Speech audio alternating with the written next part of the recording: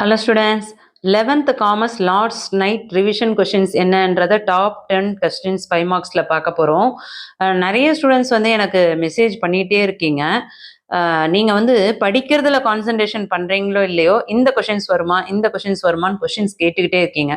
Last மினிட்ல book ஃபுல்லாக படிச்சுட்டு நம்ம வந்து வராத கொஷின்ஸை வந்து கன்ஃபியூஷன் ஆகிறத விட என்னென்ன கொஷின் வரும் அப்படின்னு தெரிஞ்சுட்டு அதை உட்காந்து நம்ம கான்சன்ட்ரேஷன் பண்ணி படிக்கிறது புத்திசாலித்தனம்.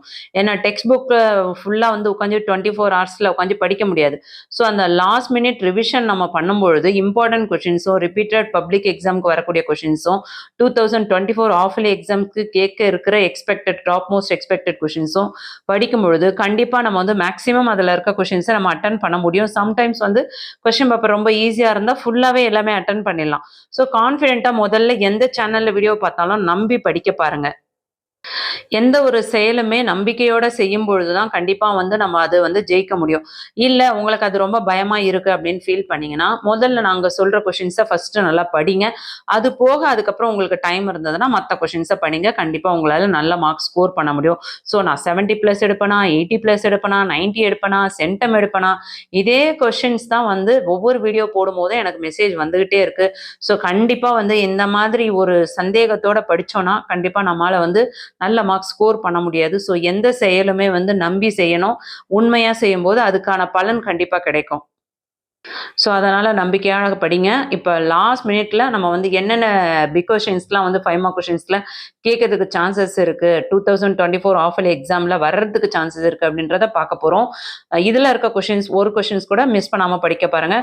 Briefly explain the coastal trade in ancient Tamil Nadu. List out the advantages of international trade, any 5 points. What are the contents of partnership deed. அடுத்த difference between contract and agreement. Explain the organizational structure of RBI. What are the features of internal trade, any 5.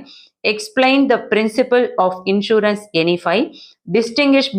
Distinguish between bill of lading and charter party. Explain the different types of warehouses, any 5 points. Write any 5 features of balance of payments. Point out the objectives of WTO, any 5 points. Distinguish between direct taxes and indirect taxes, any 5 points. Explain the different types of transport.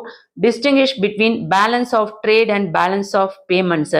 இதில் இருக்க questions எதெல்லாம் உங்களுக்கு தெரியலையோ இமிடியேட்டாக படிக்க பாருங்க. நம்ம சேனலில் போடுற வீடியோஸ் உங்களுக்கு யூஸ்ஃபுல்லாக இருக்குன்னு ஃபீல் பண்ணுறவங்க சேனலை சப்ஸ்கிரைப் பண்ணாதவங்க சப்ஸ்கிரைப் பண்ணிட்டு ஆள்னு வர பெல் பட்டனை ப்ரெஸ் பண்ணிக்கோங்க. இந்த வீடியோக்கு ஒரு லைக் கொடுத்துட்டு உங்கள் ஃப்ரெண்ட்ஸ்க்கு ஷேர் பண்ண மறந்துடாதீங்க. வாட்ஸ்அப் சேனலோட லிங்க் டிஸ்கிரிப்ஷனில் கொடுத்துருக்கேன். மற்ற டிஸ்ட்ரிக்டோட கொஷின் பேப்பர் வேணுன்றவங்க இமிடியேட்டாக ஜாயின் பண்ணி சப்போர்ட் பண்ணுங்கள். தேங்க்யூ.